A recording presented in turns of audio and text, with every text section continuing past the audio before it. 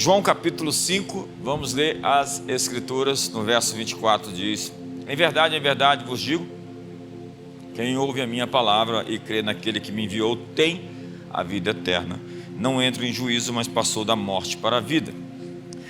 Em verdade vos digo que vem a hora e já chegou em que os mortos ouvirão a voz do Filho de Deus, e os que a ouvirem viverão. Porque assim como o Pai tem vida em si mesmo, também concedeu ao Filho ter vida em si mesmo. Ele deu autoridade para julgar, porque é o Filho do homem. Não vos maravilheis disso, porque vem a hora em que todos os que se acham nos túmulos ouvirão a sua voz e sairão. Os que tiverem feito bem, para a ressurreição da vida, e os que tiverem praticado o mal, para a ressurreição do juízo. Então, estamos no domingo de Páscoa, e Páscoa é, dentre outras coisas, a ressurreição. A Páscoa começa no ano 33 da nossa era, a Páscoa de Jesus. Tem um problema de calendário aí, provavelmente o ano 29, ou seja, provavelmente daqui a 4 anos nós fazemos 2000 anos da morte e ressurreição de Jesus. 2000 anos significa que nós podemos ser surpreendidos por um grande movimento celestial na terra, e é o que nós estamos esperando, uma visitação de Deus nesses próximos dias, meses e anos. Eu gosto do que diz N.T. Wright, Tom Wright, Nicholas Thomas Wright, talvez o teólogo mais importante da nossa geração.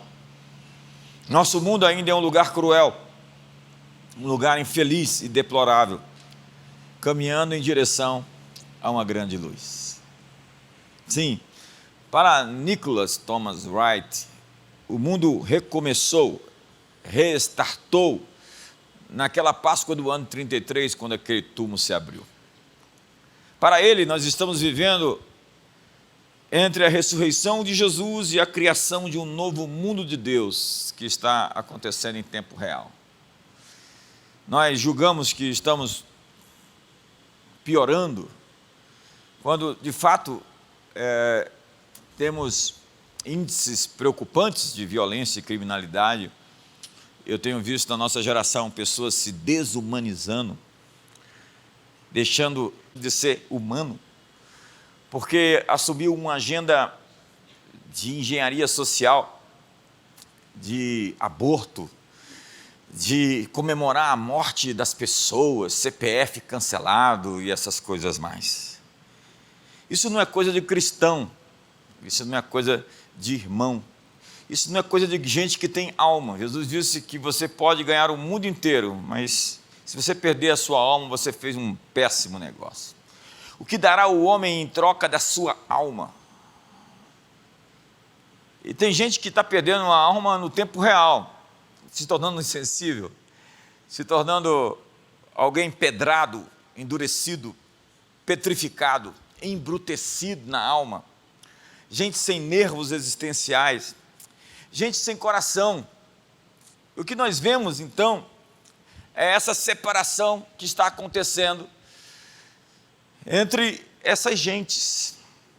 Parece que o mal está muito mais radical do que jamais foi. Não, não é verdade. O mal já foi muito presente na nossa humanidade, na nossa história. Se você volta tempos atrás, eras atrás, se você volta ao período romano, se você volta ao período das guerras, você vai ver que Jesus nasceu em um mundo cão, onde as pessoas não tinham compaixão. 1/3 da população do Império Romano eram escravas. Elas não tinham nem genealogia. Elas não sabiam, por vezes, o nome do seu avô, do seu bisavô. Imagine nascer assim, não é por conta da sua cor, é por conta de que você resolveu enfrentar o Império de Ferro. Roma atropelava tudo à sua volta. O único lugar que eles não conseguiram conquistar foi a Escócia. Eles, na verdade, fizeram um muro. Adriano fez um muro lá no norte, porque eles não conseguiram entrar na Escócia, porque haviam ali guerreiros selvagens. E eles, para isolar a Escócia, fizeram um grande muro, mas conquistaram todo o mundo mediterrâneo. E o que eles faziam? Crucificavam os dissidentes. Haviam quilômetros de cruzes. Pompeu tornou a cruz, a crucificação, um método de castigo para intimidar todos os adversários. E as províncias que resistiam ao controle, o comando de Roma, eram feitas escravas. E o mercado de escravos estava cheio. Você vai até as cidades antigas. Eu estive lá em Éfeso o ano passado, e lá tem as agoras. As agoras são os shopping centers, os mercados. Eram cheias de gaiolas com humanos lá dentro, sendo vendidos como mercadoria. Era natural, era comum pessoas serem compradas, pessoas serem vendidas. Nos dias de Jesus, isso era uma realidade dentro do Império Romano. Sem falar que as práticas da orgia, dos bacanais, dos carnavais, né, que era uma coisa ligada àquele período, tudo isso era muito comum. Incesto, pedofilia, aborto, não era uma discussão sobre se era legal ou não, correto ou não, era uma coisa normal dentro daquelas culturas. Foi Rodney Stark, um historiador, que disse que foi o cristianismo quem derrubou todas essas agendas, derrubou todo esse movimento de engenharia social que existia, derrubou todas essas práticas abomináveis. Foi a fé cristã que reinventou a sociedade, a civilização, e criou dessa forma como nós conhecemos, pai, mãe e filhos. Porque por vezes as famílias não eram feitas assim, de pais, mães e filhos.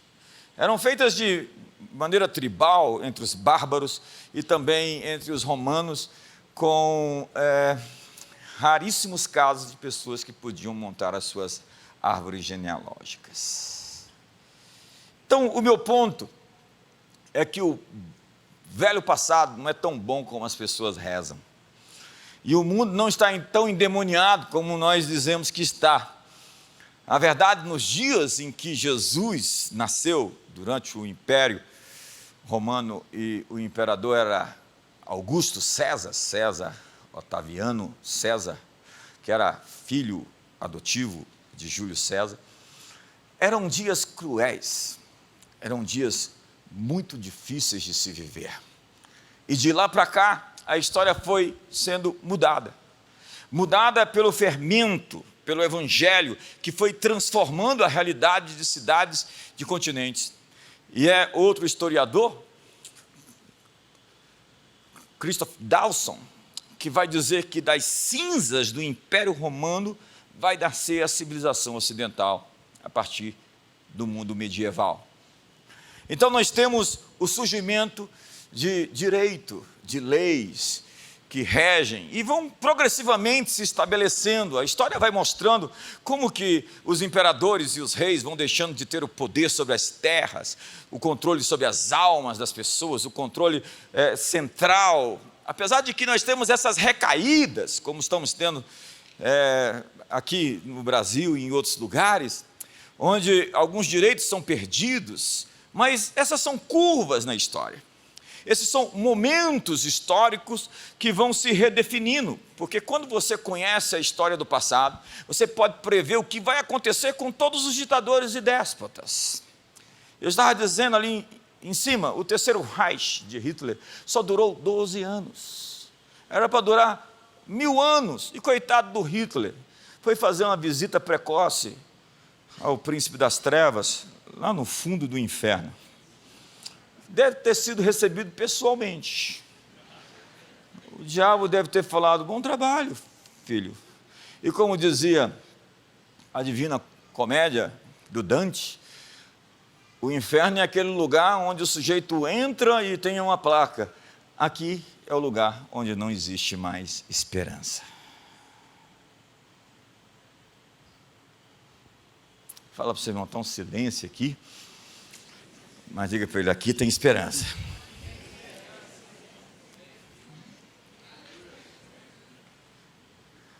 A oração de Jesus era de que o reino de Deus era uma realidade. Em Marcos capítulo 9, Jesus disse: vocês não vão morrer, muitos de vocês, até que venham ver o reino de Deus chegar com poder. Obviamente que a palavra de Jesus, que o reino de Deus chegaria com poder, aconteceu. Isso não foi uma previsão falsa. Nós vimos o evangelho tomar conta primeiro de Jerusalém. Os fariseus vão acusar os apóstolos: vocês encheram Jerusalém com a sua doutrina. Lá em Atos capítulo 17, verso 6, eles vão dizer: os que têm transtornado o mundo chegaram aqui também. Então o evangelho foi um rolo compressor, passando por cima de tudo, e lá no século IV, um imperador vai se identificar como cristão, Constantino. Nós sabemos, não sabemos de fato se ele se converteu, provavelmente não. Era uma questão política, ele estava cercado de muitos cristãos por todos os lados. Existe um livro chamado No Fundo da Agulha, onde vai se falar que Constantino se viu cercado pelos cristãos que tinham se convertido, as pessoas mais nobres e bem-sucedidas do império tinham se convertido ao carpinteiro. E quando ele lutou contra Maxêncios, naquela batalha da ponte Milvian, e viu, segundo ele, um signo, uma cruz, mandou trocar os escudos, colocando cruzes nos escudos: sob esse signo vencerás. Ele vai declarar o Edito de Milão, no ano 313, dando liberdade religiosa. Acabou a perseguição, foram 10 ondas de perseguição, onde o Diocleciano, anos antes, tinha prometido enterrar o cristianismo, varrê-lo do mapa de debaixo do céu do Império Romano. Ele até erigiu um monumento em homenagem à completa destruição da fé cristã, mandou queimar todos os rolos sagrados e tirar todos os soldados cristãos do exército. E você sabe que essa gente, quando faz essa coisa, a conta chega bem cara para elas, e ele viu todo o seu movimento despencar, derreter, se desintegrar. Constantino surge logo depois, declara a liberdade religiosa, e não ele, mas Teodósio, no ano 381, vai dizer que o império agora é cristão, no final do século IV. E com isso, muitas mudanças começam a acontecer. Roma cai no ano 476, os bárbaros já tinham invadido lá no ano 410, eram os vândalos e depois os godos. Mas o evangelho não tinha ficado somente ali dentro dos limites do Império Romano. Os vikings já tinham se convertido ao evangelho anos depois, séculos depois. O viking que conquistou a Inglaterra era um dos nossos irmãos, o rei. Era cristão, declarava Jesus como Senhor. E os bárbaros todos, godos, ostrogodos, visigodos, lombardos, normandos, bretões, saxões, foram se rendendo ao carpinteiro de Nazaré, até que a Europa inteira se tornou cristã. Isso foi mudando o tecido social e fazendo com que a Europa se tornasse o que se tornou posteriormente: rica, próspera, avançada, científica, tecnológica, bonita. Agora, depois, se declaram pós-cristãos, se afirmam como um continente pós-cristão, e vão apanhar muito, e vão sofrer bastante, até mesmo com o chicote dos muçulmanos. O reino de Deus, então, chegou com poder, naquela geração, invadiu o mundo inteiro, de maneira de que todo mundo naquela geração, primeira geração de apóstolos, ouviu o evangelho. Vêm os discípulos de Paulo, vêm os discípulos de João, Policarpo, Irineu de León e Clemente de Alexandria, e o evangelho se espalha.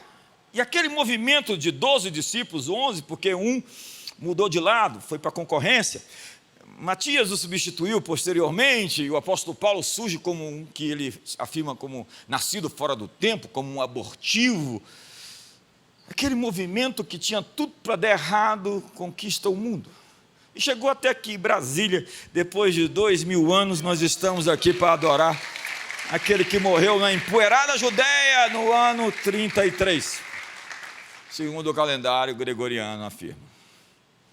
A empoeirada Judéia. Eu estou fazendo todo esse pano de fundo para dizer para você, esse pano de fundo histórico, que essa coisa improvável de Jesus, do Evangelho, de uma mensagem que os gregos diziam: essa conta não pode fechar. O que os gregos diziam? O evangelho é uma loucura. Quando Paulo chega lá no Areópago e prega para os epicureus e para os estoicos, e ele, segundo os eruditos, prepara um sermão homileticamente perfeito, com tópico, subtópico, tema, subtema. Ele é exato dentro a maneira técnica como ele apresenta a mensagem, mas não é mediante palavra persuasiva de sabedoria humana. Ele vai dizer logo depois em Corinto: e o evangelho não consiste em palavra, mas no poder de Deus, e o milagre às vezes vale por 1000 sermões. E ele vai declarar a sua frustração lá em Corinto, porque no meio da mensagem ele foi interrompido, justamente no ponto quando ele falou que Deus ressuscitou a Jesus dentre os mortos. Naquela hora eles pararam e disseram: doutor, te ouviremos, isso é demais para nós. Como? Alguém morreu? Alguém voltou a viver para nunca mais morrer outra vez? E o evangelho não era somente loucura para os gregos, mas era um escândalo para os judeus, porque a pior forma de morte era a morte de ser pendurado. Maldito todo aquele que for pendurado no madeiro. Está lá escrito na lei, na Torá, no Pentateuco, dizendo que uma pessoa crucificada era uma pessoa amaldiçoada. E é justamente isso que o evangelho é, que a Páscoa começa, o cordeiro sacrificado, toda a tipologia, desde Gênesis, quando o homem peca, se cobre com folhas de figueira, então Deus sacrifica um animal para cobri-los, e Abel vai oferecer um sacrifício de um animal e é recebido, enquanto Caim oferece o fruto do seu trabalho, do seu esforço, da sua obra, do seu mérito, da sua performance, da sua capacidade, e é rejeitado. Caim é rejeitado, enquanto Abel é aceito por conta do sacrifício de um animal, e a partir dali se estabelece todo o princípio na lei dos sacrifícios, do bode expiatório, que até hoje é uma expressão bem comum, onde se colocava as mãos sobre o bode, se confessava os pecados, e ele levava a culpa para o deserto. Ou o dia de Yom Kippur, quando um cordeiro era imolado, e o seu sangue posto no propiciatório, a fim de cobrir os pecados de toda a nação.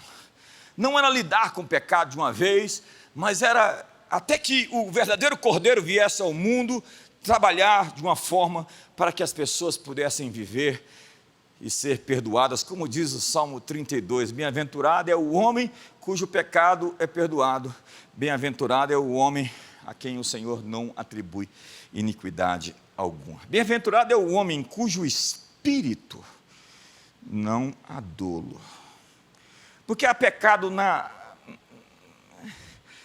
pele, na epiderme, tentações que nós temos, é natural, nós ainda somos da raça de Adão, não estamos glorificados, alguns de nós quase glorificados,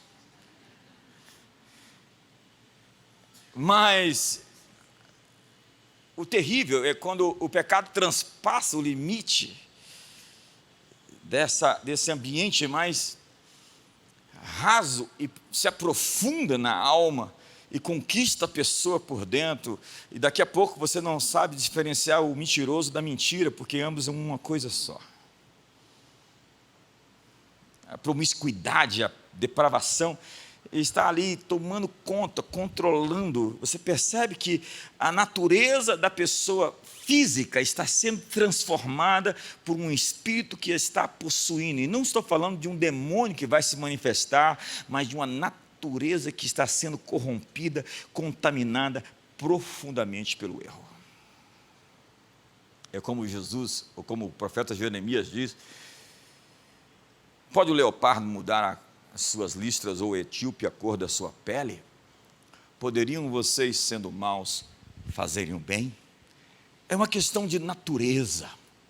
Mas em Cristo Jesus, quando eu nasço de novo, o meu velho homem morre de causas sobrenaturais.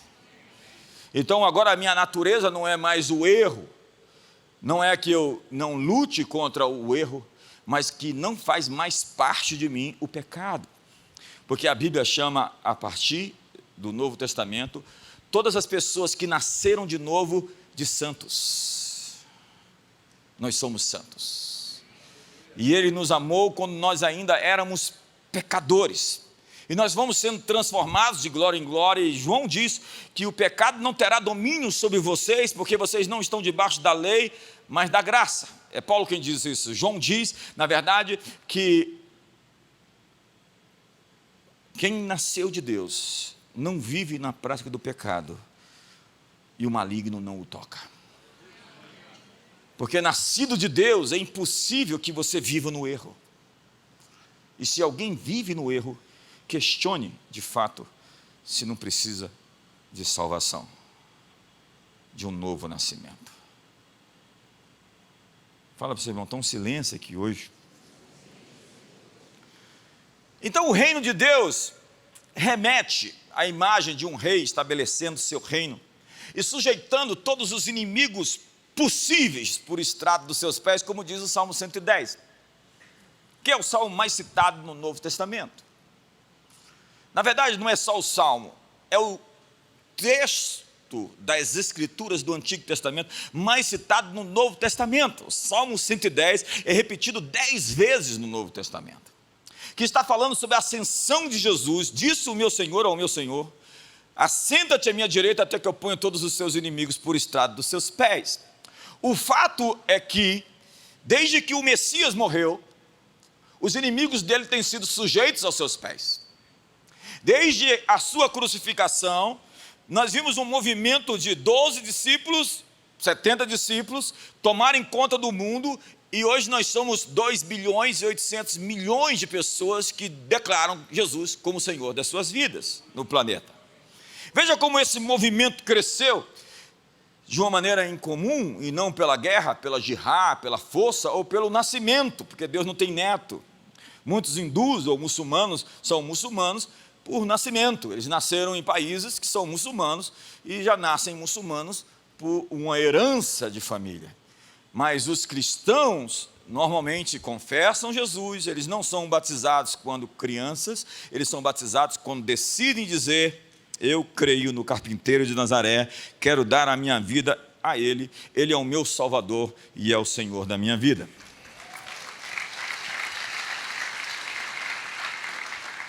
N.T. Wright diz que uma nova criação emerge a partir do túmulo do ano 33, onde todo poder e toda autoridade em todo o universo deve se sujeitar ao Messias. E a obsessão do Messias, no Salmo número 2, é: pede-me e te darei as nações. Enquanto muitos cristãos querem os céus, Deus quer as nações. Jesus enviou os discípulos às nações, dizendo: batize-os em nome do Pai, do Filho e do Espírito Santo. Ensine-os a guardar todas as coisas que eu vos tenho ordenado. E no fim de tudo, diz a Bíblia, a morte será vencida pela ressurreição. Foi o texto que eu li. O texto que eu li disse que aquele cemitério aqui, do Campo da Boa Esperança, aqueles túmulos, um dia todos vão se abrir. E todos os que estão mortos vão ressuscitar. E vai haver uma separação entre maus e bons, entre a boa gente e a má gente. Então, a Bíblia descreve que todo esse processo de dissolução e caos serão transformados. E haverá uma nova terra e um novo céu. Mas a palavra nova dentro do texto não está falando de uma outra. A palavra não é usada como uma outra, senão uma renovada terra. Como diz o texto: no princípio, Senhor, lançaste os fundamentos da terra, e os céus são obra das tuas mãos. Eles perecerão, tu porém permaneces. Sim, todos eles envelhecerão, qual veste também, qual manto enrolarás, e como vestes serão igualmente mudados. Tu porém és o mesmo, e os teus anos jamais terão fim. Diga comigo: o céu é minha origem, e a terra é o meu domínio. Diga: eu tenho dupla cidadania. Então, em Apocalipse diz: bem-aventurado é aquele que lavou as suas vestiduras no sangue do Cordeiro, porque ele tem o direito de entrar na cidade pelas suas portas. Ou seja, ele é cidadão. Na linguagem hoje aí, que está bem em voga, ele tem o green card. Não, ele tem a cidadania de lá. Ele nem precisa de visto, porque ele é reconhecido como o cidadão da Nova Jerusalém. E a propósito, nem todos vão morar lá e ficar lá, porque a Nova Jerusalém é só a capital do planeta e do universo. E eu não quero nem falar sobre isso, porque não é meu tema, mas o que a Bíblia está descrevendo é que cada cristão, quando nasce de Deus, nasce para o céu. Ele nasceu aqui em Brasília, ou no Brasil, e agora também é nascido de Deus e tem dupla cidadania. É isso que Filipenses capítulo 3 diz: pois a nossa pátria está nos céus, de onde também aguardamos o Salvador, o Senhor Jesus Cristo, o qual transformará o nosso corpo de humilhação, está falando da ressurreição, para ser igual ao corpo da sua glória, segundo a eficácia da força do poder que ele tem de subordinar a si todas as coisas. Ele tem o poder de fazer todas as coisas se dobrar. Quantos sabem que no Brasil algumas coisas vão ter que se dobrar a Jesus? Me ajuda aí, faz alguma coisa. É importante você entender o contexto geográfico e cultural do que está afirmando o texto, do que pretendeu Paulo ao escrever isso. Filipos era a cidade que foi dada o seu nome assim por conta do pai de Alexandre o Grande, chamado Filipe, que morreu no dia do casamento da sua filha, morreu assassinada. E a cidade de Filipos foi consagrada a ele, que foi uma cidade romana. Então, quem nascia em Filipos era romano, assim como Paulo era de Tarsis e era cidadão romano. Essas cidades onde as pessoas nasciam, eles tinham dupla cidadania. E quando a Filipos, Paulo fala que vocês têm uma pátria nos céus, ele está dizendo, vocês são cidadãos de Roma, embora de Filipos. E está dizendo a nós, vocês são cidadãos dos céus, embora cidadãos brasileiros. Vocês têm a cidadania do céu. Filipos era uma dessas cidades colonizadoras com o objetivo de estender a cultura de Roma às outras cidades e abrigar os cidadãos romanos longe de casa. Era o princípio de que, apesar de estar longe de Roma, eu estou em casa. E os apóstolos iam a essas cidades não para conquistá-las. Apóstolos não eram conquistadores, apóstolos eram pacificadores. Eles vinham para produzir ou reproduzir a cultura de Roma dentro dessas cidades. Então era uma espécie de ISO 9000. Eles estavam verificando a arquitetura, a linguagem, eles estavam verificando as músicas, a poesia. Todas as questões culturais de Filipe deveriam ser identificadas com os valores da Pax Romana, antes do helenismo dos gregos. Então, era simplesmente reproduzir a cultura de Roma, fora de Roma, em outras cidades. E apesar de não estar em Roma, você se sentiria em Roma, porque você estava em uma cidade romana. O princípio é de que, apesar de não estarmos nos céus, nós devemos colonizar a terra para trazer os céus e fazer com que a terra se torne um pedaço dos céus, um lugar onde Deus se sinta à vontade para estar em nosso meio. E a expressão que Paulo usa é Salvador e Senhor e Rei, que são títulos imperiais. Imagina a confusão de uma carta como essa chegando a uma autoridade romana. Paulo está dizendo que Jesus é o Cúrios, mas a legislação vigente diz que somente há um Cúrios, que é César. Paulo está dizendo, Jesus é o Senhor. Imagine que os cristãos foram perseguidos, porque eles afirmavam existir um novo rei. E quem era esse rei? Esse rei foi morto em uma cruz, foi ressuscitado ao terceiro dia, e foi assunto aos céus. Era por isso que os gregos achavam uma loucura a mensagem, é por isso que os judeus se escandalizavam, porque a mensagem era, Deus veio ao mundo, Ele se tornou um de nós, Ele foi crucificado pelos homens e ressuscitou ao terceiro dia. A chance de uma mensagem dessa vingar. Mas a questão é que a mensagem, juntamente com ela, carrega o poder de onde ela se origina. os sinais seguirão os que creem. A mensagem de que o carpinteiro está vivo é quando o carpinteiro se manifesta na vida dos outros, quebrando as suas cadeias, expulsando os demônios, curando as suas doenças, quebrando os seus grilhões, libertando cidades, libertando nações. Faça um estudo mais aprofundado da história e veja como que o mundo se tornou cristão nos primeiros séculos da cristandade. Foi um rolo compressor. Os milagres que aconteceram mediante os discípulos dos apóstolos. É incrível ver a narrativa de como os pagãos se dobraram diante do evangelho. Eles até inventaram uma palavra, gospel,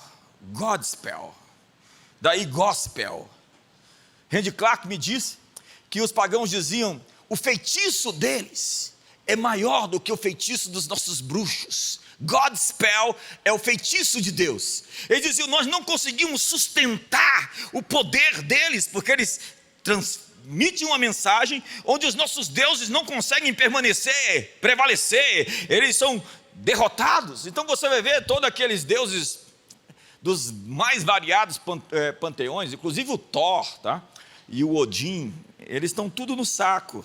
Eles foram caindo em todas as suas culturas, para que somente o verdadeiro Deus pudesse aparecer, porque todos eles foram derrotados. É o que os alemães chamam de o crepúsculo dos deuses. Simplesmente, Deus chegou fortemente e fez com que o mundo então conhecido conhecesse a verdade acerca do evangelho.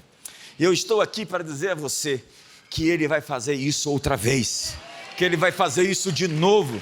Nós vamos ver um grande derramar do Espírito Santo, onde Deus vai aparecer e nós vamos ver ainda mortos ressuscitando, nós vamos ver aqui grandes milagres acontecendo.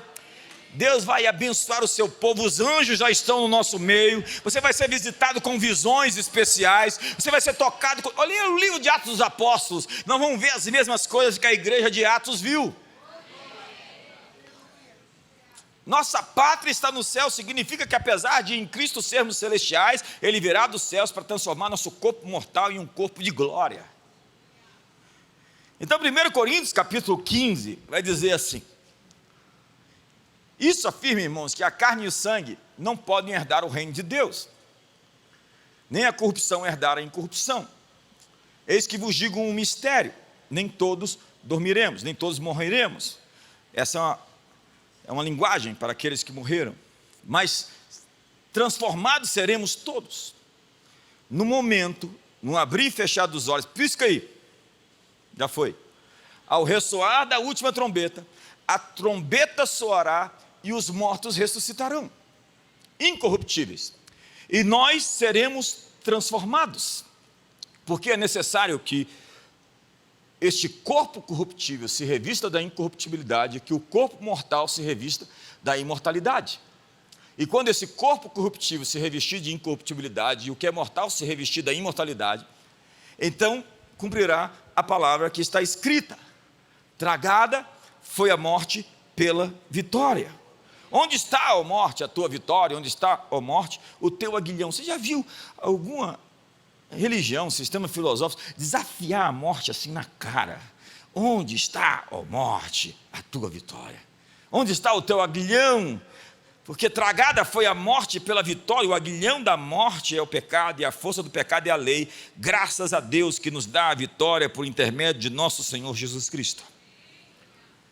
O texto está falando que nós seremos transformados de uma maneira extraordinária.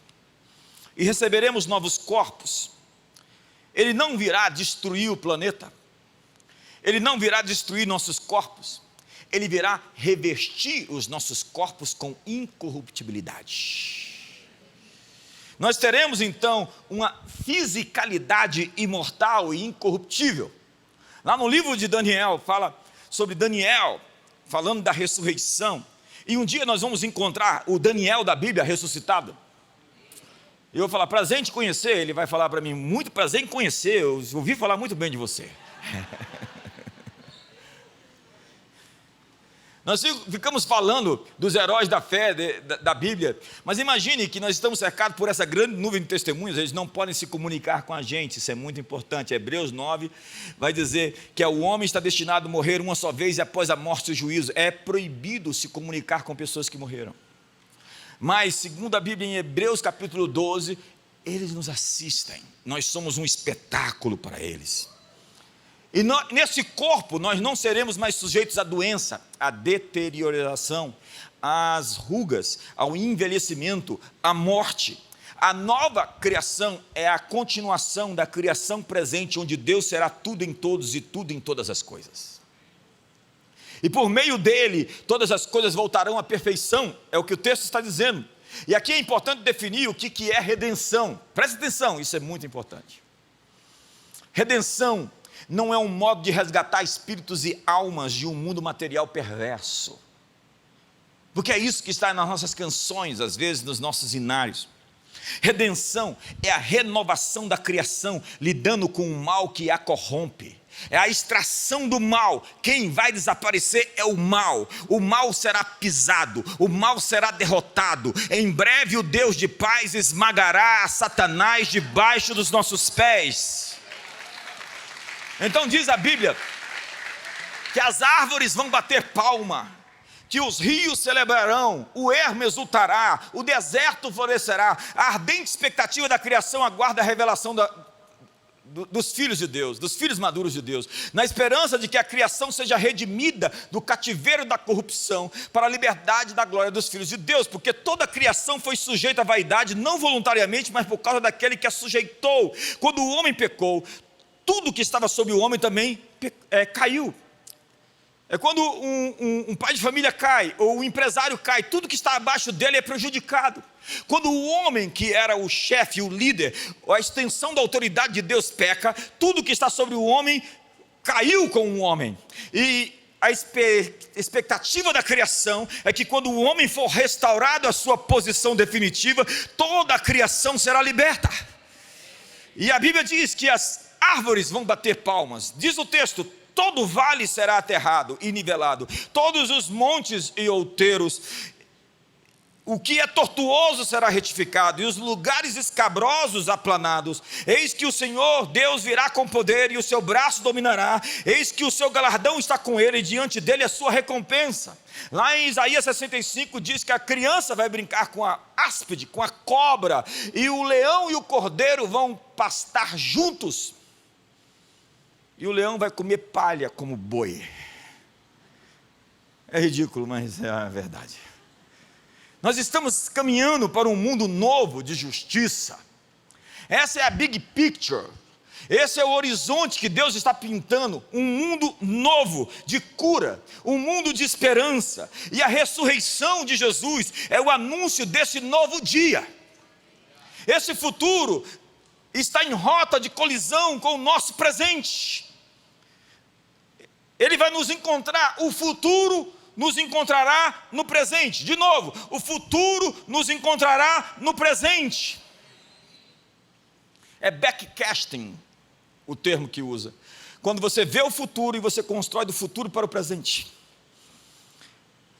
Apocalipse 21 e 22 é o final da história. O fim da história não é a vitória do comunismo, nem do capitalismo, nem de qualquer outro ismo.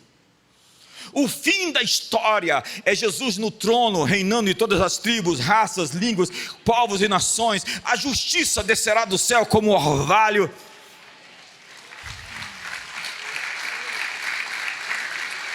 E da decadência do velho mundo surgirá um novo mundo, e cada cristão deveria representar essa mudança. Cada um de nós deveria ser essa testemunha que transmite a todos à sua volta que a nova criação de Deus já começou, com a sua renovação, com a sua pureza, com a sua santidade, com o seu testemunho. Quando você se converte de verdade, as pessoas ao seu redor vão perceber que alguma coisa muito poderosa aconteceu na sua vida, e você passa a ser a publicidade de Deus no mundo. As pessoas vão perguntar: o que aconteceu com você? Essa deveria ser a nossa grande mensagem, não a pregação, a insistência de ficar perturbando os outros, dizendo que eles vão para o inferno.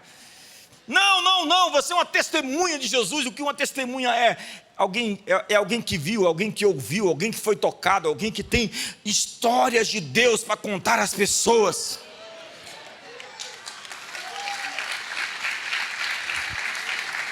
Então a promessa é que ele virá, sim. Essa palavra bíblica é a palavra parousia, que significa a aparição, ou a presença real.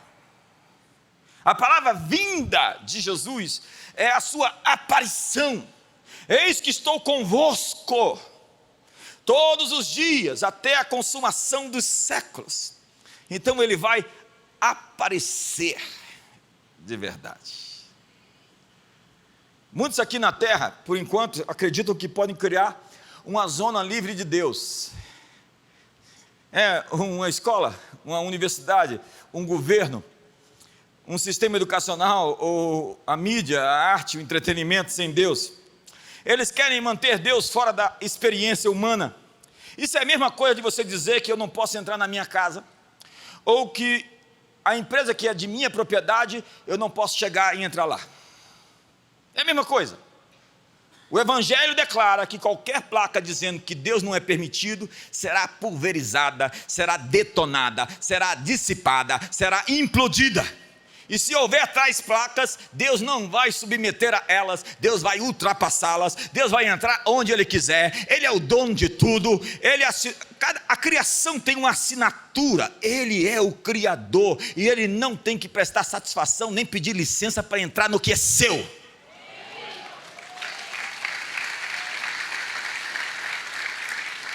Fique sabendo que Ele vai entrar nos territórios que nós pensávamos ser nossos e somente nossos. O céu tem uma história. Antigamente o dragão, diz a Bíblia, estava no céu, mas agora ele foi derrubado. Antigamente a serpente era o príncipe desse mundo, mas agora há um leão cordeiro no trono, um rei davídico. Antigamente havia um acusador, um Satanás nos lugares celestiais, um caluniador. Agora foi expulso dos céus o acusador, e nós temos um advogado junto aos céus, Jesus Cristo justo. Antigamente havia um livro selado, e nós temos agora os selos se abrindo, e tudo que o livro profetizou está se cumprindo.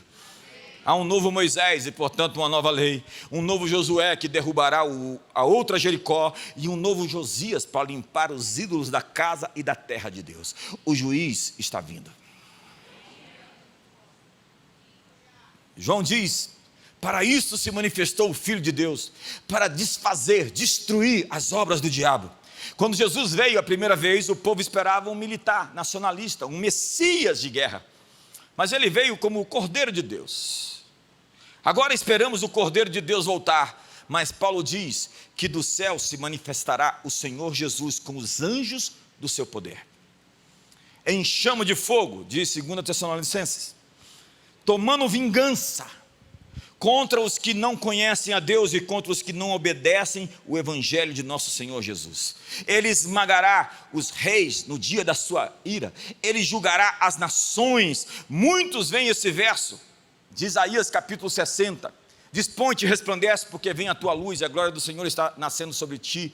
As trevas cobrem a terra, mas sobre ti está nascendo a glória do Senhor. Muitos veem esse verso como o retorno de Jesus, mas como explicar a escuridão espessa cobrindo a terra? Esse texto descreve um tempo em que o céu e o inferno intensificaram a sua ocupação na terra. A terra é o palco da guerra entre dois reinos. Não existe um mundo material e outro espiritual, existe um mundo só. Existem dois reinos lutando pela sua alma, lutando contra a sua família, lutando pelo Brasil. E esse é um momento de agitação. Nós estamos no fim de uma transição, de uma era para a era do Messias. A Bíblia diz: não vos conformeis com essa era, com esse século. Não existe um fim do mundo, existe o fim de uma era, para o começo. Quando o jovem rico diz para Jesus: O que devo fazer, bom mestre, para herdar a vida eterna? O que era a vida eterna para um jovem rico no primeiro século, um judeu letrado? Era a vida por vir depois da morte, que não era uma vida no céu, em cima de uma nuvem, tocando harpa. Era uma vida onde as obras dos homens seriam recompensadas ou punidas.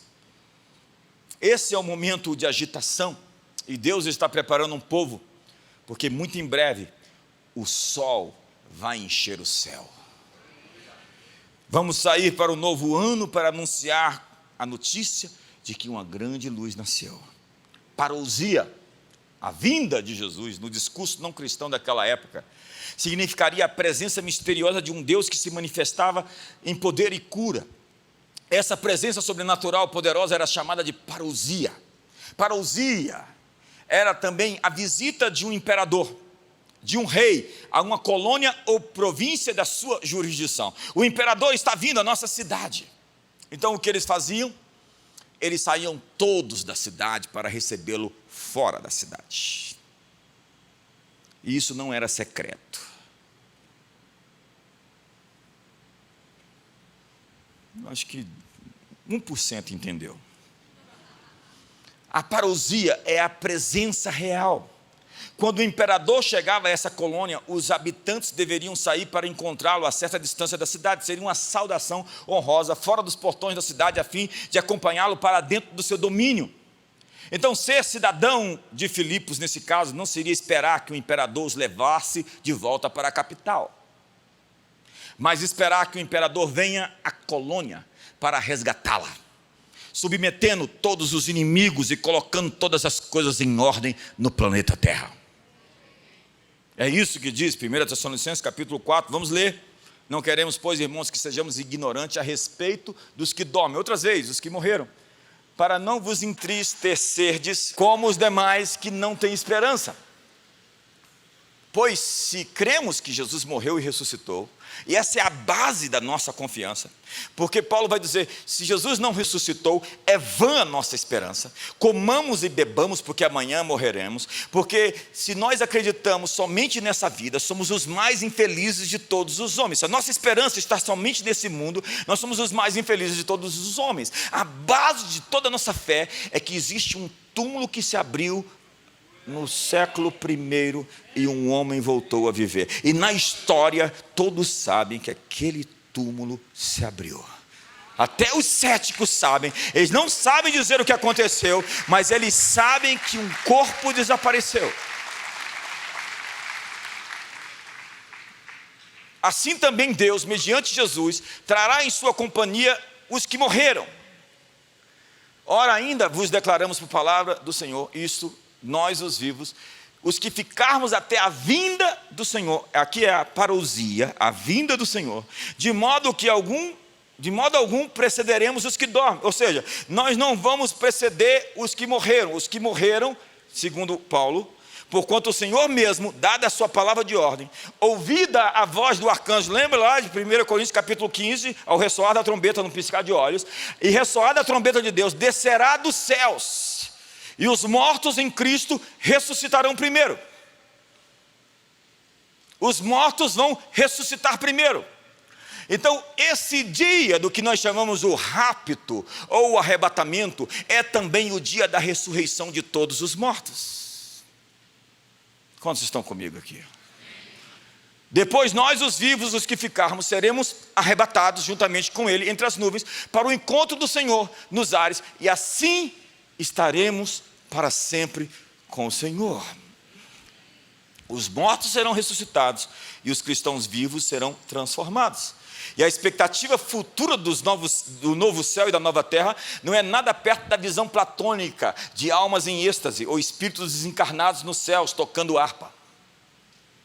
N.T. Wright diz que a ressurreição não é a vida depois da morte. A ressurreição é a vida depois da vida, após a morte. Quantos estão comigo? Mas para os que estão vivos, não vão provar a morte, e estiverem em Cristo, terão os seus corpos glorificados. O mortal se revestirá da imortalidade, a corrupção da incorruptibilidade. Jesus, então, já é o verdadeiro Senhor do mundo. Jesus já venceu, Ele destronou os principados e potestades na cruz e os expôs à vergonha, ao desprezo e à ignomínia. Paulo vai dizer que se os poderosos desse mundo soubessem o que estavam fazendo quando crucificaram Jesus, não tinham feito.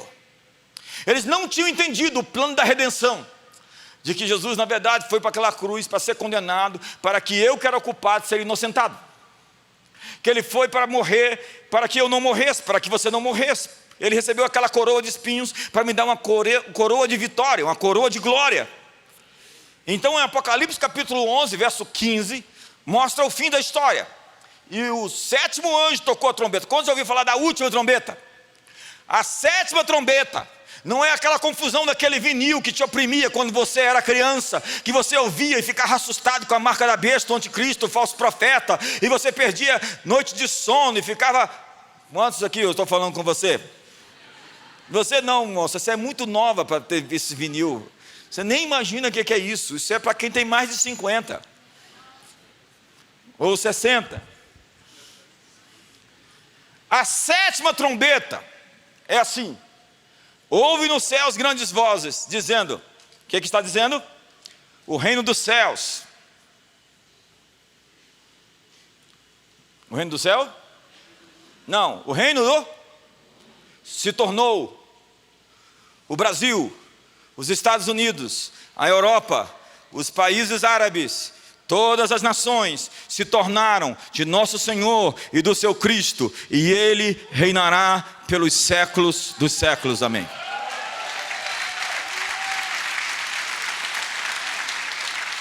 Eu não quero complicar a sua vida. Eu sei que isso é um seminário que deveria ser mais aprofundado, em um estudo com mais tempo. Eu me sinto muita vontade aqui para fazer isso até meia-noite, 2 horas da manhã.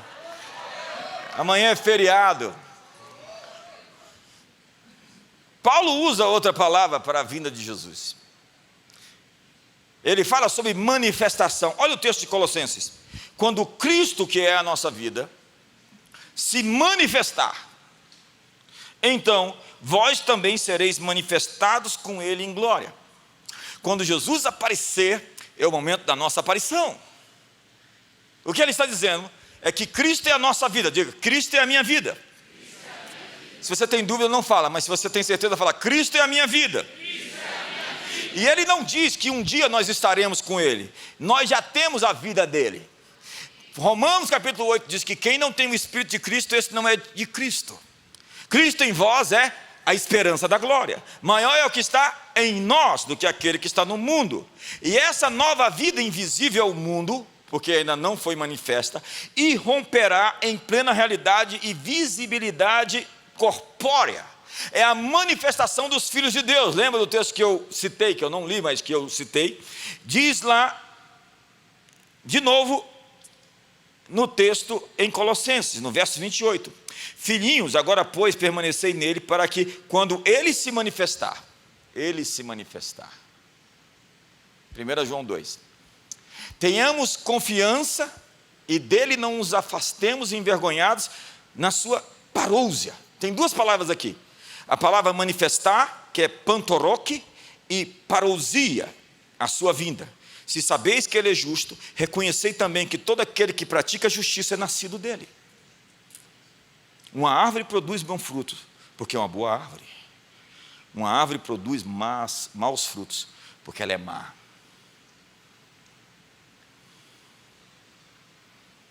Olha para o seu irmão com um sorriso e diga, que fruto está vindo de você?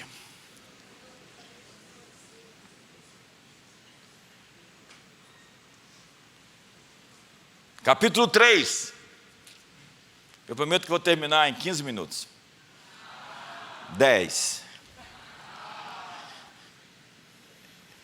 Vede que grande amor nos tem concedido o Pai, a ponto de sermos chamados.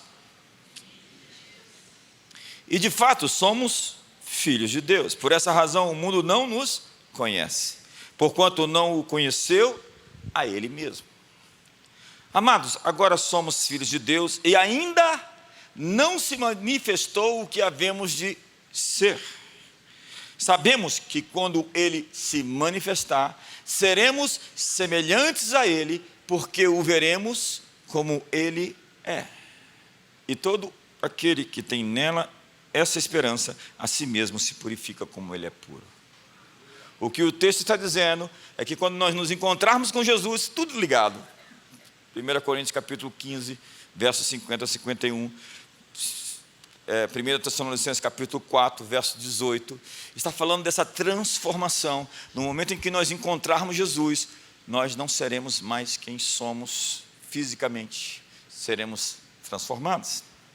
A vida e o poder da ressurreição irão invadir esse mundo. A terra será cheia da glória do Senhor, como as águas cobrem o mar. Jesus está no céu agora, sabe como? Com um corpo encarnado e ressuscitado. Ele está fisicamente no céu. Ele tem um corpo físico. Você lembra que Tomé o tocou?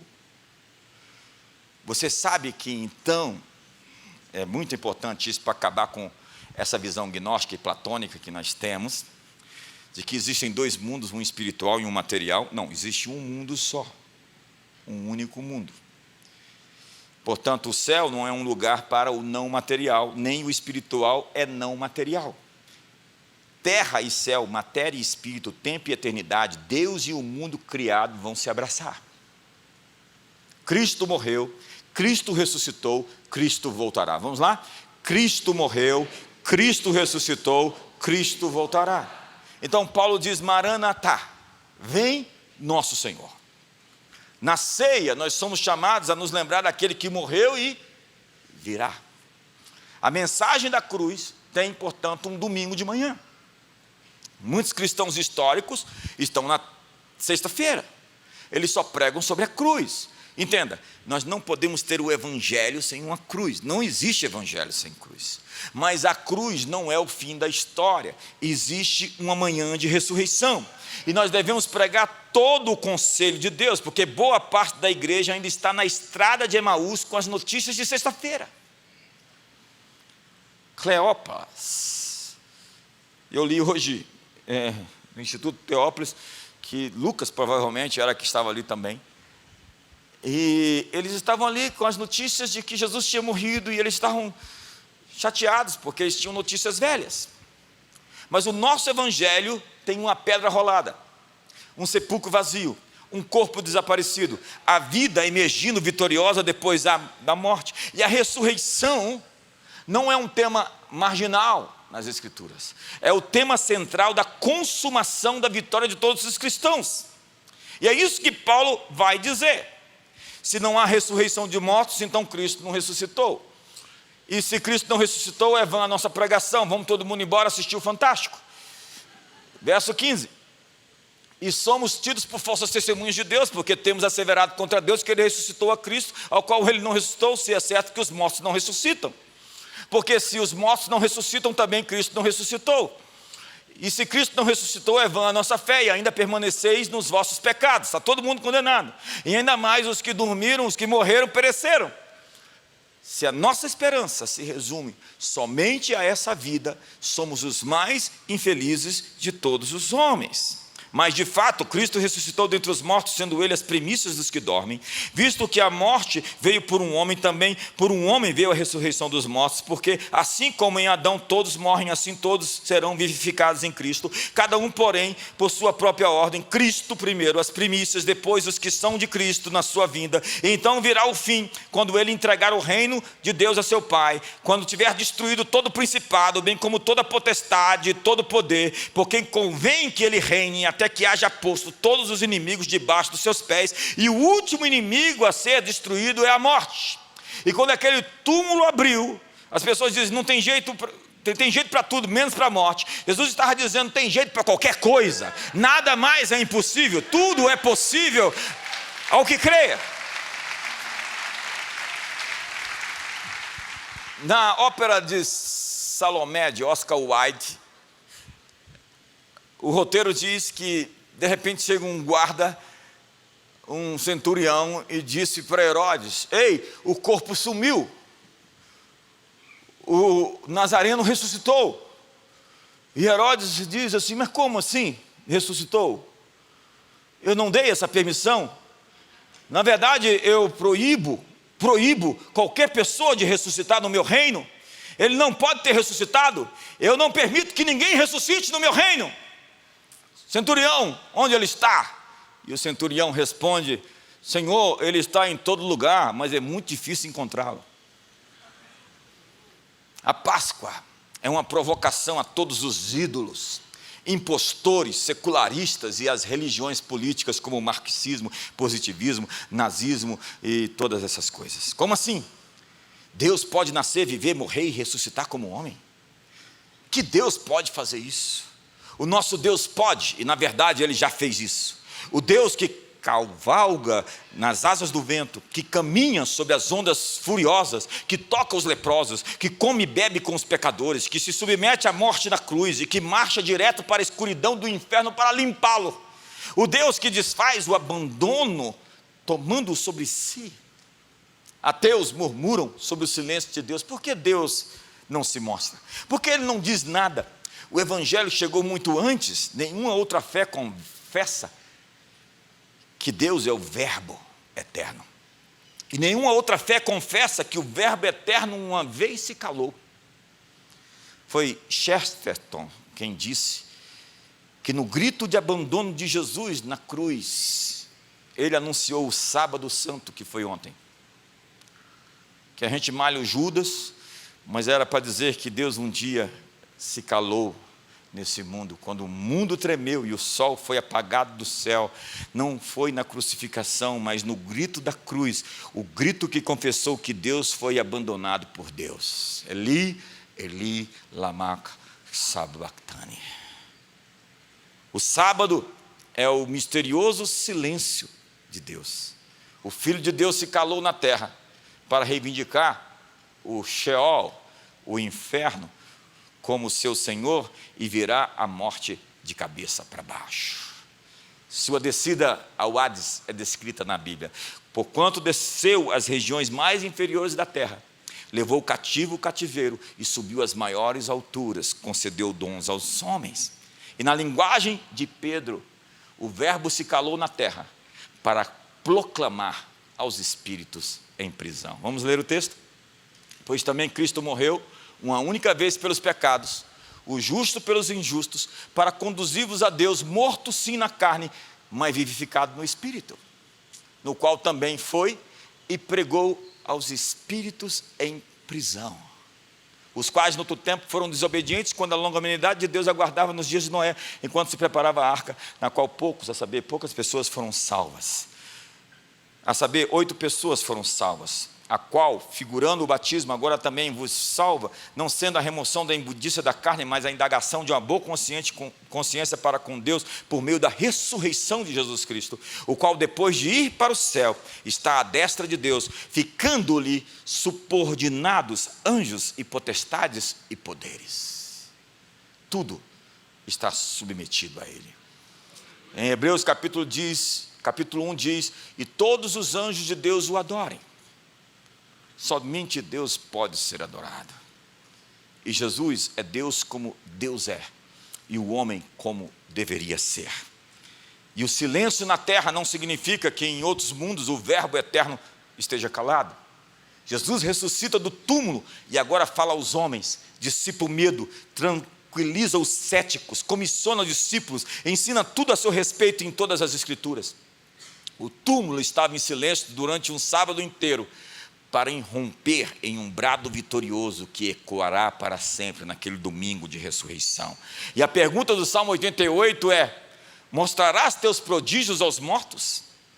Ou os finados se levantarão para te louvar? Será anunciada a tua benignidade na sepultura, ou a tua fidelidade no lugar da destruição? O Evangelho responde: sim. Os mortos o louvam. Ele é o Senhor dos vivos e dos mortos. A sepultura não está mais silenciosa, suas maravilhas estão sendo proclamadas no túmulo. A voz de Yahvé troveja. pois não deixarás a minha alma na morte, nem permitirá que o seu santo veja a corrupção. E para terminar,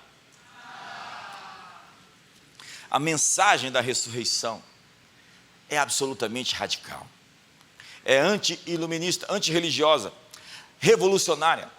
Paulo, quando encontra os filósofos, ele os confronta com o fato da ressurreição. E foram aqueles que acreditavam na ressurreição, que enfrentaram as feras. Eles morreram com uma paz tão incrível nos coliseus e no circo romano. A gente fala que eles morriam no coliseu, mas poucos morreram no coliseu de verdade. O coliseu era o lugar dos gladiadores, mas existia o circo romano, onde milhares de cristãos foram assassinados. E o mais importante era a maneira como eles morriam. As pessoas vinham para assistir um espetáculo de horror, onde os cristãos eram jogados para as feras, e eles entravam fazendo uma maior pose. Eles não estavam desesperados, eles não estavam perdidos, eles acreditavam na promessa que disse: aquele que crê em mim, ainda que morra, viverá. Esses dias eu peguei um avião e falei para alguém, estava uma confusão só, e o avião vai, não vai, quebra, não quebra. Aí quando consertaram o avião lá e disseram que estava tudo bem, eu entrei e fiquei bem tranquilo. E se chegasse a minha hora ali, eu estava bastante confortável, porque eu não tenho medo de morrer, porque eu sei em quem eu tenho crido, e Ele é fiel para guardar o meu depósito. E a propósito, a minha vida não está nas mãos dos homens, nem nas mãos dos demônios. Só Deus pode permitir que eu vá, quando Ele quiser que eu vá. É o autor Hebreus que diz que Ele nos libertou do poder do medo da morte. Sim, nós precisamos pregar, cantar e falar sobre a cruz, mas nós temos que chegar no domingo de Páscoa e anunciar que aquele sepulcro está vazio. Pela primeira vez na história, alguém que morreu voltou à vida para nunca mais outra vez morrer. Pela primeira vez, um homem inverteu a lógica de todos os homens, desafiando o pior dos inimigos, o último a ser vencido. Uma pedra foi jogada para o lado, um túmulo vazio, um anjo com um rosto de relâmpago, um jardineiro. E as mulheres naquele domingo de Páscoa viram a inauguração de uma nova era, e a partir dali, nada mais era impossível. Todos os inimigos foram vencidos. A morte foi tragada pela vitória, o aguilhão da morte foi quebrado, o inferno abriu as suas portas para libertar os cativos. E quando ele chegou no Hades, estava lá João, o Batista, que tinha acabado de chegar com a dor no pescoço, e disse: o Cordeiro de Deus, que tira o pé. Noé disse: eis aí a arca. E Abraão diz: Yahvé é o provedor. E Davi, quando vê aquela luz entrando nas portas do inferno, diz: levantai, ó portas, as vossas cabeças, levantai-vos, ó portais eternos, para que entre o Rei da Glória. E diz a Bíblia que Ele tomou as chaves do inferno e da morte. Não, a morte não está nas mãos dos demônios, a morte está nas suas mãos. E nós temos o poder de dizer à morte que ela pare. Jesus ressuscitou os mortos para dizer que nem todo mundo morre na hora certa.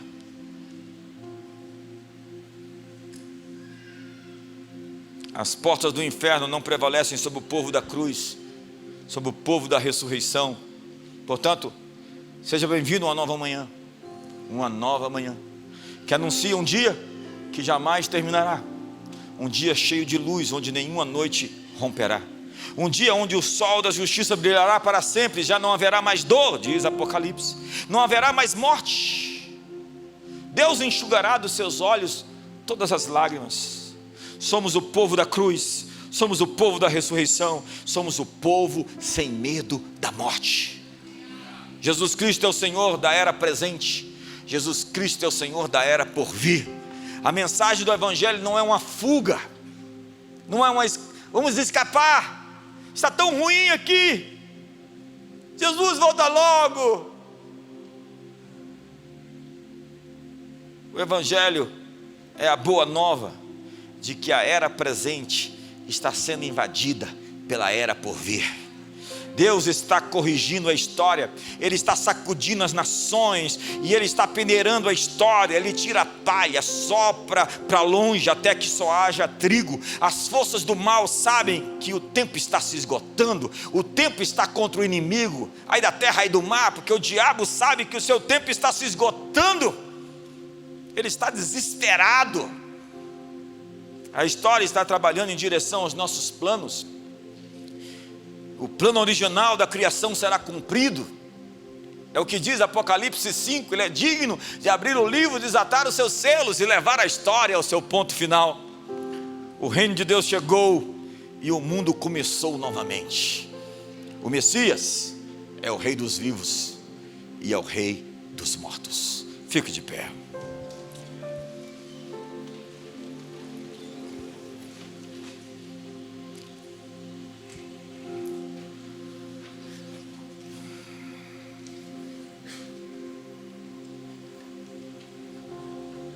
Agora acredite você, algumas pessoas acham que não tem que ter lado, algumas pessoas acham que podem ficar neutras, algumas pessoas acham que não tem que escolher, mas Deus não deu para você essa opção. A mensagem é: ide por todo mundo, pregai o evangelho a toda criatura. Quem crer e for batizado será salvo, quem não crer será condenado. Ei, se você não foi batizado até hoje é porque você não creu, porque quem creu foi batizado. E não existe uma opção de ficar em cima do muro ou neutro, ou depois de ter sido batizado continuar a fazer as mesmas coisas que você faz. A mensagem do evangelho é uma boa notícia de alegria para aqueles que se converteram, mas é também uma mensagem de arrependimento. E não acredite que você pode receber a boa notícia da Páscoa vivendo no seu pecado, vivendo no erro. O autor a Hebreus diz: com triste fim teremos, parafraseando, se nós negligenciarmos tamanha salvação. O reino de Deus é semelhante a um homem que fez uma festa e convidou a todos, e alguns eram bons demais para ir na festa. Alguns achavam que esse negócio de igreja era pequeno demais para ele. Mas acredite, o texto que eu li diz que quando ele se manifestar, nós também vamos nos manifestar com ele. E se o mundo nos odiou, é porque primeiro odiou a ele. Mas se guardaram a palavra dele, guardarão também a nossa. Se chamaram a ele de Beelzebu, príncipe dos demônios, por que você está achando ruim quando falam mal de você por você ser um cristão?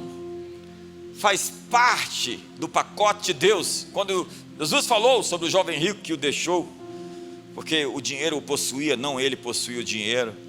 Quando ele diz o que ele perdeu, porque aquele que deixar casas, bens, famílias e coisas por mim, receberá no presente 100 vezes mais perseguições, e no porvir a vida eterna. Você sabia que a perseguição é uma promessa? Não se surpreenda. Disse a Bíblia: quando mentirem, disserem todo mal contra vós, exultai-vos, alegrai-vos, porque grande é a vossa recompensa. Porque você faz parte de um clube agora. Eu já faço parte desse clube há muito tempo. O clube dos profetas, o clube dos apóstolos. Bonito é você ser perseguido por conta da verdade e da justiça, e não perseguido por conta dos seus pecados e das suas falhas. Não mete Deus nas suas treitas. Abraça o irmão do seu lado. Foi um seminário hoje. Se você estava me secando de verdade, o pessoal da edição aí corrige isso aí quando for para o vídeo. Eu acho que alguém que estava me secando não está aqui, está lá na internet. Cuidado. Você tem que mudar de lado. Se é dos nossos ou é contra nós. Jesus disse radicalmente Quem comigo não ajunta, espalha. Não tem neutralidade, queridão. Você está achando que pode ficar na margem? Você está no perigo. E eu vou repetir: tem 2 reinos lutando pela sua alma. Qual deles vai vencer? O diabo botou um prêmio no inferno pela sua alma. Eu termino contando essa história. 35 anos atrás, exatamente pelos idos de 1990, eu lembro disso claramente, 91 talvez, eu tive um sonho muito impactante. Eu estava expulsando o demônio virava muita coisa, pássaro, uma mulher que rodava, até que ele se transformou num ser muito bonito na minha frente no sonho. Eu olhava para aquele ser extremamente belo, admirava aquilo, ele olhava para mim e dizia: a sua vida foi avaliada em 300 milhões. 300 milhões. Eu disse: é? Mas você sabe quanto que ela vale? E ele respondeu: sim, uma eternidade. Naquela hora eu acordei e eu estava cheio de alegria. E se você chegasse perto de mim, você ia sentir a alegria que eu estava sentindo, porque o Cordeiro foi para a cruz e me comprou com o seu sangue e pagou um preço que o diabo não pode pagar. E eu imagino, se há 35 anos atrás eu valia 300 milhões na bolsa de valores do inferno, hoje eu estou valendo muito dinheiro.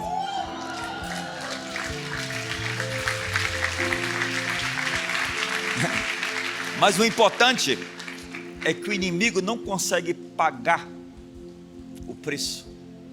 Conforme diz Pedro, que não foi por prata ou por ouro que fomos comprados, mas pelo sangue precioso de Jesus. Você foi comprado pelo sangue, você foi redimido pelo sangue, você foi resgatado pelo sangue. Portanto, não abaixe o seu preço. Não seja tão fácil assim. Não atue. Eu prometo que agora eu termino. Deus está contratando pessoas para a sua seara. Está lá na Bíblia. E o diabo também está contratando pessoas para a sua obra. E normalmente ele contrata as pessoas feridas e as pessoas que estão dispostas a interpretar papéis. E se você toma o que não é seu, você pega o que não é seu, você está interpretando um papel que o diabo te deu. Se você é um adúltero, você está destruindo uma família. E você está interpretando um papel que o diabo te deu. Hoje você vai ter que declinar de alguns papéis, porque eles não são seus. Porque se você quiser seguir a Jesus, você tem que negar a si mesmo, tomar a sua cruz e ir após Ele. Abraça o irmão do lado de verdade, abraça bem forte. Diga para ele: na eternidade tem um lugar para você, e eu espero que ele não fique vazio. Nós vamos sentir sua falta. Não fala isso, não fala isso para ele. Não fala isso para ele. Nós não vamos falar para ele, nós não vamos sentir sua falta, porque você vai estar lá. Pai, eu quero orar por todas essas pessoas. E a ressurreição, diz Paulo aos Efésios, é o maior poder que Deus usou. Deus usou um poder convencional para curar, para criar. Deus usou um poder não convencional para ressuscitar.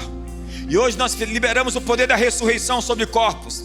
Liberamos a cura sobre corpos, sobre pessoas que estão doentes em casa e que não puderam estar conosco. Nós liberamos a cura hoje, o poder da vida, o poder da ressurreição sobre corpos doentes que estão na internet hoje nos assistindo. Pessoas aqui, Deus toca com a ressurreição corpos, ressuscita hoje corpos, quebra o poder do pecado, a mancha, a procrastinação, a apostasia, hoje desfaz o poder das correntes. Os demônios agora fujam diante do poder de Deus.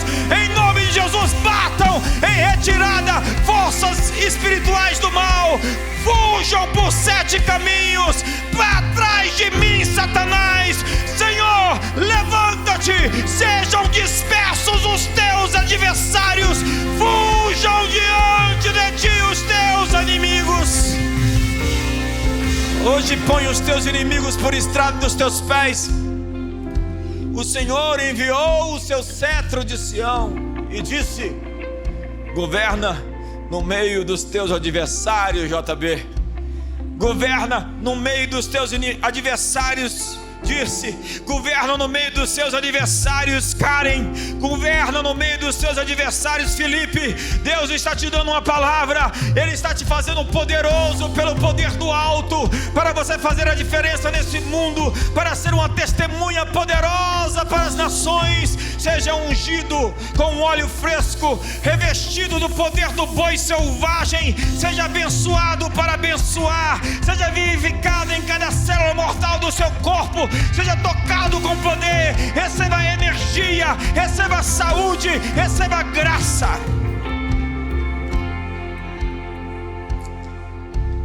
E hoje nós oramos também pelo presidente Bolsonaro naquele hospital e abençoamos com saúde, que o poder da ressurreição entre no seu corpo, toque os seus órgãos e abençoe a sua recuperação. Nós quebramos todo o espírito de morte, todo o espírito de doença, nós quebramos todo o poder do mal e liberamos cura sobre o seu corpo essa noite. Abençoamos em nome de Jesus a vida de Jair Bolsonaro, abençoamos cada parente e amigo de cada pessoa que está aqui. Levante as suas mãos, ore por alguém, abençoe a vida de alguém que você sabe que precisa. Ore pelos seus familiares, eles precisam encontrar o Salvador, eles precisam encontrar a redenção, eles precisam encontrar a Jesus. Ore para que hoje Deus toque a vida deles, abra uma porta de salvação para eles.